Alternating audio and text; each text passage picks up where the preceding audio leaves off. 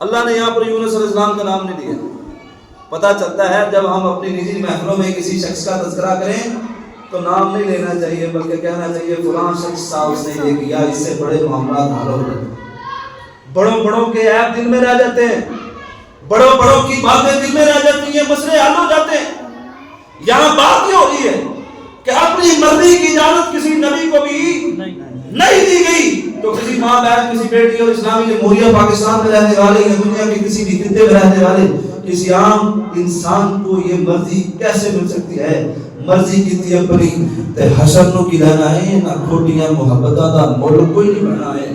دین کے اندر اگر چاہتے ہو کہ تمہیں تقوی میں بہتری ملے اور کل قیامت کے دن عزت کے ساتھ سلامتی کے ساتھ جنت کے اندر داخل کر دیا جائے، تو آؤ حیا کا دامن پکڑو اور ایمان کا دامن پکڑتے ہوئے وما آتاکم الرسول فخذوہ وما نہاکم عنہ فانتہوا. جو